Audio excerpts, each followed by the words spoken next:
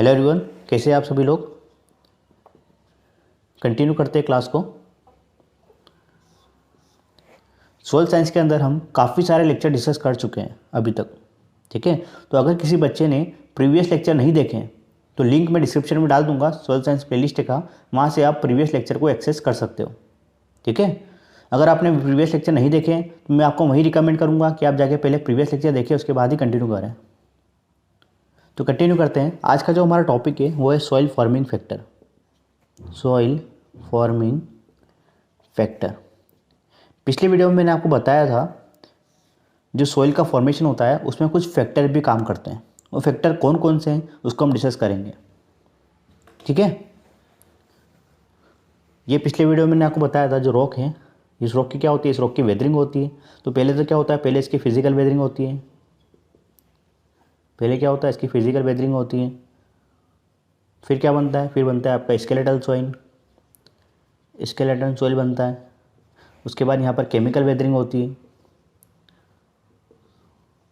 Biological weathering होती है। ये सारी चीज़ें हम डिस्कस कर चुके हैं डिटेल में। केमिकल वेदरिंग क्या होती है, फिजिकल वेदरिंग क्या होती है, ठीक है, बायोलॉजिकल वेदरिंग क्या होती है, इसको डिटेल में हमने प्रीवियस लेक्चर में समझा है। तो अगर आपने वो वीडियोस नहीं देखे तो पहले जाके आप उन वीडियोस को देख लीजिएगा। ठीक है, तो यहाँ पर केमिकल वेदरिंग होती है, बायोलॉजिकल वेदरिंग होती है। उसके बाद जो हमारा बनता है वो बनता है रिगोलिथ। क्या बनता है, हमारा बनता है रिगोलिथ। फिर रिगोलिथ के बाद यहाँ पर कुछ सॉइल फॉर्मिंग फैक्टर काम करते हैं। यहाँ पर कुछ सॉइल फॉर्मिंग फैक्टर काम करते हैं। ये फैक्टर काम करने के बाद हमारी बनती है सॉइल, हमारी बनती है मिट्टी। ठीक है, अभी फैक्टर कौन कौन से हैं उसको हमें पढ़ना है। ठीक है, यहाँ तक तो हम पढ़ चुके हैं। फिजिकल वेदरिंग हम पढ़ चुके हैं, केमिकल वेदरिंग हम पढ़ चुके हैं, बायोलॉजिकल वेदरिंग हम पढ़ चुके हैं। हमने फैक्टर अभी तक नहीं पढ़े। तो फैक्टर कौन कौन से उनको देख लेते हैं। साइंटिस्ट है डाकुचेलेव, दूसरा साइंटिस्ट है जेनी। ठीक है, तो सबसे ज़्यादा इंपॉर्टेंट है वो जेनी साइंटिस्ट है। तो सबसे पहले हम बात करेंगे डाकुचेलेव की। ठीक है, डाकुचेलेव, इन्होंने क्या बताया था, इन्होंने बताया था जो सॉइल हमारी बन रही है, सॉइल हमारी डेवलप हो रही है, वो किसके एक्शन से हो रही है, सॉइल फॉर्मिंग फैक्टर के एक्शन से हो रही है। इन्होंने क्या बताया था, soil develop by the action of soil forming factor. कुछ फैक्टर यहाँ पर काम करते हैं, उसके बाद ही हमारी सॉइल बनती है, ये इन्होंने बताया था। और इन्होंने एक रिएक्शन भी दी थी, वो रिएक्शन है आपकी S = FpClO। ठीक है, ये इन्होंने रिएक्शन भी दी थी। इस रिएक्शन का क्या मतलब है, यहाँ पर S का मतलब है सॉइल, S का मतलब है यहाँ पर सॉइल, F का मतलब है यहाँ पर फैक्टर है, F का मतलब है यहाँ पर फैक्टर। ठीक है, सॉइल को बनने से पहले कुछ फैक्टर यहाँ पर काम करता है। वो फैक्टर कौन कौन से हैं, वो है आपका P, Cl और O। P का फुल फॉर्म क्या है, P का फुल फॉर्म है यहाँ पर पेरेंट। ठीक है, P का फुल फॉर्म है यहाँ पर पेरेंट। उसके बाद बात करें Cl की, तो Cl का फुल फॉर्म है यहाँ पर क्लाइमेट। ये कुछ फैक्टर है, ये फैक्टर यहाँ पर काम करते हैं, उसके बाद ही हमारी मिट्टी बनती है। O की बात करें तो O का मतलब होता है ऑर्गेनिज्म। ठीक है, तो ये कुछ फैक्टर्स है जो कि हमारे डाकुचेलेव साइंटिस्ट हैं, इन्होंने बताया था। आई थिंक इन्होंने 1889 में बताया था, 1889। लेकिन ईयर इतना ज़्यादा इंपॉर्टेंट नहीं है, फैक्टर ज़्यादा इंपॉर्टेंट है। ये फैक्टर आपको पता होना चाहिए और ये रिएक्शन भी आपको पता होना चाहिए। ठीक है, S = FpCl और O। P का मतलब होता है पेरेंट मटेरियल, ठीक है, Cl का मतलब है क्लाइमेट और O का मतलब है ऑर्गेनिज्म। अब बाद में एक और साइंटिस्ट आए, जेनी। अब जेनी ने क्या किया, यहाँ पर कुछ फैक्टर और ऐड कर दिए। कौन कौन से फैक्टर ऐड किए, जेनी ने क्या बताया, जेनी ने कुछ फैक्टर यहाँ पर और ऐड कर दिए। ये तो थे ही, साथ में कुछ और भी ऐड कर दिए। जेनी की बात करें आई थिंक 1941 में। ठीक है, 1941 की बात करें तो जेनी ने क्या करा, इसमें कुछ फैक्टर और ऐड कर दिए। S = FpClO। यहाँ तक तो पहले था ही, साथ में इसने R को भी ऐड कर दिया और T को भी ऐड कर दिया, और कुछ और भी करते हैं, लेकिन हमें यही पढ़ना है जो हमारे लिए सबसे ज़्यादा इंपॉर्टेंट है। ठीक है, यहाँ पर वही S का मतलब है सॉइल, F का मतलब है यहाँ पर फैक्टर, P का मतलब यहाँ पर है पेरेंट। ठीक है, P का मतलब है यहाँ पर पेरेंट मटेरियल, Cl का मतलब है यहाँ पर क्लाइमेट, O का मतलब है यहाँ पर ऑर्गेनिज्म, R का मतलब यहाँ पर है रिलीफ। क्या मतलब है, R का मतलब है यहाँ पर रिलीफ, RELIEF, रिलीफ। और टी का मतलब है टोपोग्राफी। ये टोपोग्राफी जो होता है ना वो जोग्राफिकल लोकेशन से रिलेटेड होता है। ठीक है, टी का मतलब है यहाँ पर टोपोग्राफी, टोपोग्राफी। ठीक है, TOPOGRAPHY टोपोग्राफी। ये जो टोपोग्राफी होता है ये रिलेटेड होता है जोग्राफिकल लोकेशन से। अब जेनी ने क्या करा, ये जो फैक्टर थे, ये जो फैक्टर जेनी साइंटिस्ट ने बताया, उन्होंने इसको 3 कैटेगरी में डिवाइड कर दिया। ठीक है, वो 3 कैटेगरी कौन कौन सी है? एक आपकी एक्टिव फैक्टर है, इन्होंने इन फैक्टर को 3 कैटेगरी में डिवाइड कर दिया। वो 3 कैटेगरी कौन कौन सी है? अगर आपने प्रीवियस लेक्चर नहीं देखे हैं तो आपको बिल्कुल भी समझ में नहीं आएगा। ठीक है, क्योंकि सारी चीज़ें हम प्रीवियस लेक्चर में डिस्कस कर चुके हैं। हमारी जो मिट्टी है वो कैसे बन रही है, वहाँ पर फिजिकल वेदरिंग हो रही है, केमिकल वेदरिंग हो रही है, बायोलॉजिकल वेदरिंग हो रही है, उसके बाद कुछ फैक्टर वो भी काम करते हैं। ठीक है, सारी चीज़ें हम डिस्कस कर चुके हैं। अब फैक्टर कौन कौन से है वो इस वीडियो में हम डिस्कस कर रहे हैं। ठीक है, तो यहाँ पर हमारे जेनी साइंटिस्ट क्या कर रहा है, इसको 3 कैटेगरी में डिवाइड कर दिया। फैक्टर को 3 कैटेगरी में डिवाइड कर दिया। एक तो आपका है एक्टिव फैक्टर, पहला है आपका एक्टिव फैक्टर, दूसरा है आपका न्यूट्रल फैक्टर, और तीसरा है हमारा पैसिव फैक्टर। ये 3 फैक्टर में जेनी साइंटिस्ट ने इसको डिवाइड कर दिया। एक्टिव फैक्टर के अंदर उन्होंने क्लाइमेट और ऑर्गेनिज्म को रखा उन्होंने। ठीक है, क्लाइमेट और ऑर्गेनिज्म कैसे फैक्टर है? ये आपके एक्टिव फैक्टर है। अगर आपसे एग्जाम पूछता है क्लाइमेट और ऑर्गेनिज्म कैसे फैक्टर है, वो आपके एक्टिव फैक्टर है। ठीक है, क्लाइमेट में जो सबसे ज़्यादा इंपॉर्टेंट है वो क्या है?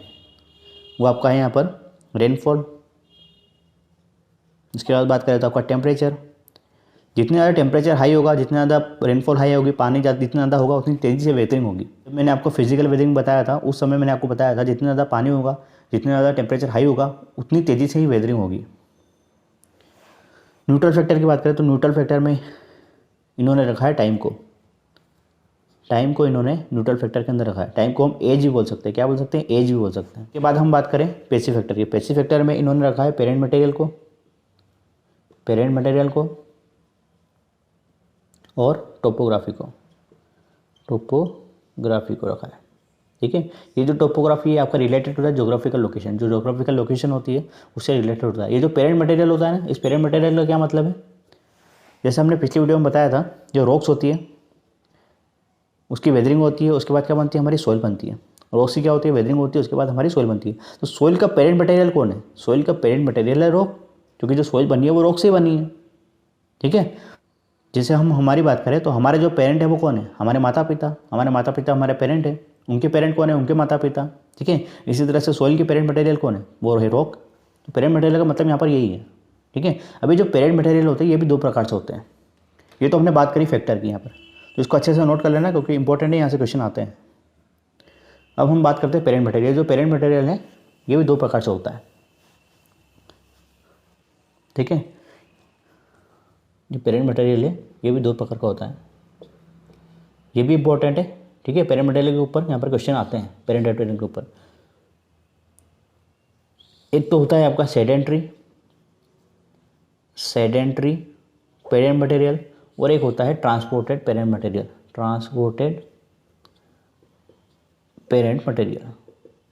ठीक है, पहला है आपका सेडेंट्री मटेरियल, दूसरा है आपका transported parent material. Sedentary parent material का मतलब क्या है? फॉर एग्जांपल जब रॉक की वेदरिंग होती है तो रॉक की वेदरिंग के बाद हमारा क्या बनता है? हमारी बनती है सॉइल बनती है, मिट्टी बनती है। ठीक है, अब जिस जगह पर हमारी मिट्टी बनी है, जिस प्लेस पर हमारी मिट्टी बनी है उस प्लेस पर हमारी रॉक भी है। ठीक है, जिस जगह पर हमारी मिट्टी बनी है, हमारी जो चट्टान है वो भी वहीं पर है, हमारी जो रॉक है ओरिजिनल प्लेस पर ही है। ऐसे पेरेंट मटेरियल को हम बोलेंगे सेडेंट्री पेरेंट मटेरियल। ठीक है, हमारी जो सॉइल बन रही है वो किससे बनी है? हमारी सॉइल बन रही है रॉक से, और रॉक क्या है? रॉक एक पेरेंट मटेरियल है। किसका? सॉइल का। ठीक है, अब ये जो पेरेंट मटेरियल है ये उसी प्लेस पे है जहाँ पर सॉइल बन रही है। तो ऐसे जो पेरेंट मटेरियल होंगे उसको हम कहेंगे सेडेंट्री पेरेंट मटेरियल। ये जो सेडेंट्री पेरेंट मटेरियल होते हैं इसको हम क्या कहते हैं? इसको हम रेसिड्यू पेरेंट मटेरियल भी कहते हैं। क्या कहते हैं? रेसिड्यूअल पेरेंट मटेरियल भी हम कहते हैं। रेसिड्यूअल पेरेंट मटेरियल भी हम इसको कहते हैं। ठीक है, यहाँ पर जिस जगह पर सॉइल बन रही है, ठीक है, उसका पेरेंट मटेरियल भी वहीं पर होगा। लेकिन हम जब बात करते हैं ट्रांसपोर्टेड पेरेंट मटेरियल की, तो इस केस में क्या होता है? जहाँ पर सॉइल बन रही है वहाँ पर इसका पेरेंट मटेरियल नहीं होता, उस जगह पर भी उसका पेरेंट मटेरियल नहीं होता, उसका पेरेंट मटेरियल कोई और होता है, वहाँ से ट्रांसपोर्ट होकर वहाँ पर आया हुआ होता है।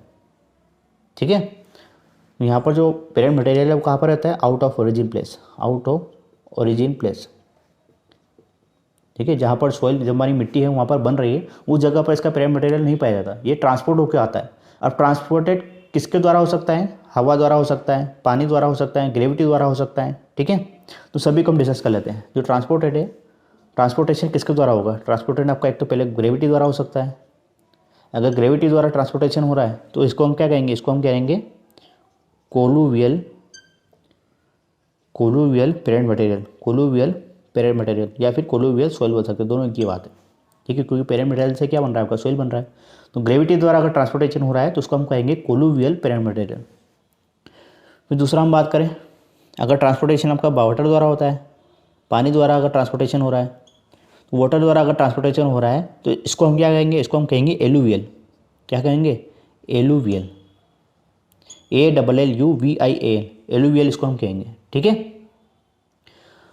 अब हम बात करें आगे, अगर ट्रांसपोर्टेशन आइस द्वारा हो रहा है, ठीक है, आइस द्वारा हो रहा है, तो बर्फ द्वारा हो रहा है, तो इसको हम क्या कहेंगे, इसको हम कहेंगे ग्लेशियल।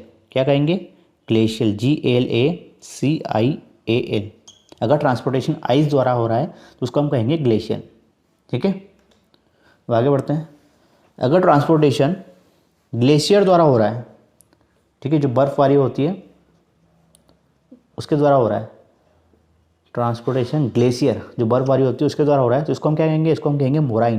क्या कहेंगे, मोराइन, ठीक है। काफ़ी इंपॉर्टेंट है, इसके ऊपर क्वेश्चन पूछा गया है, मोराइन। और सबसे ज़्यादा अगर कोई इंपॉर्टेंट है वो है विंड, बाय विंड, इसके ऊपर काफ़ी क्वेश्चन पूछे जा चुके हैं। अगर ट्रांसपोर्टेशन हवा द्वारा हो रहा है, हवा में भी अगर सिल्टी पार्टिकल द्वारा, सिल्ट पार्टिकल द्वारा अगर हो रहा है, अगर सिल्ट के पार्टिकल द्वारा ट्रांसपोर्टेशन हो रहा है तो उसको हम क्या कहेंगे, उसको हम कहेंगे लुइस। क्या कहेंगे, लुइस, LOESS। अगर ट्रांसपोर्टेशन सैंड पार्टिकल द्वारा हो रहा है, ठीक है, हमारे 3 प्राइमरी पार्टिकल होते हैं, सैंड, सिल्ट और क्ले। अगर सिल्ट पार्टिकल द्वारा हो रहा है तो लुइस, अगर सैंड पार्टिकल द्वारा हो रहा है तो उसको हम क्या कहेंगे, उसको हम कहेंगे यहाँ पर एओलियन, AEOLIAN, एओलियन, ठीक है, AEOLIAN, एओलियन इसको कहेंगे। तो इस पर लगा लेना 3 स्टार विंड वाले पे, क्योंकि उसके ऊपर काफ़ी क्वेश्चन पूछे गए हैं। अगर जो ट्रांसपोर्टेशन है वो हवा द्वारा हो रहा है, हवा में भी अगर सिल्ट पार्टिकल द्वारा हो रहा है तो उसको हम कहेंगे लुइस, और अगर सैंड पार्टिकल द्वारा हो रहा है तो उसको हम कहेंगे एओलियन, ठीक है। तो ये तो हमने बात करी पेरेंट मटेरियल की। पेरेंट मटेरियल 2 प्रकार से होता है, एक तो सेडेंटरी पेरेंट मटेरियल और एक होता है ट्रांसपोर्टेड पेरेंट मटेरियल, ठीक है। सेडेंटरी पेरेंट मटेरियल का मतलब क्या होता है, जिस जगह पर सॉइल का फॉर्मेशन हो रहा है उसी जगह पर हमारी रॉक भी वहीं पर है, ठीक है। रॉक का जो ओरिजिन है वो उसी जगह पर है जहाँ पर सॉइल का फॉर्मेशन हो रहा है। तो ऐसे जो पेरेंट मटेरियल होगा उसको हम कहेंगे सेडेंटरी पेरेंट मटेरियल, इसको हम रेसिडुअल पेरेंट मटेरियल भी कहते हैं। ट्रांसपोर्टर में जहाँ पर सॉइल बन रही है वहाँ पर उसका पेरेंट मटेरियल नहीं होता है, पेरेंट मटेरियल कहीं और होता है, वहाँ से ट्रांसपोर्ट होकर वो यहाँ पर आया हुआ होता है, ठीक है। अब ट्रांसपोर्टेशन कई प्रकार से होता है, ठीक है, जिसकी हमने बात यहाँ पर करी थी। हवा द्वारा हो सकता है, ग्रेविटी द्वारा हो सकता है, आइस द्वारा हो सकता है, ठीक है, विंड द्वारा हो सकता है। विंड में भी अगर सिल्टी पार्टिकल है तो सिल्टी पार्टिकल के द्वारा हो सकता है, सैंड पार्टिकल के द्वारा हो सकता है। तो ये तो था हमारा पूरा पेरेंट मटेरियल के बारे में। वेक्टर के काम करने के बाद फाइनली हमारी जो सॉइल है वो हमारी बन जाती है, मिट्टी हमारी बन जाती है, ठीक है। पहले हमने बात करी थी फिजिकल वेदरिंग की, फिर केमिकल वेदरिंग की बात करी थी, फिर हमने बायोलॉजिकल वेदरिंग की बात करी। बायोलॉजिकल वेदरिंग के बाद हमने कुछ सॉइल फॉर्मिंग फैक्टर आज हमने देखे। इस फैक्टर के काम करने के बाद हमारी मिट्टी बनती है, ठीक है। अब मिट्टी एक बार जब बन जाती है तो उसके बाद भी कुछ प्रोसेस होती है जिसको हम बोलते हैं सॉइल फॉर्मिंग प्रोसेस।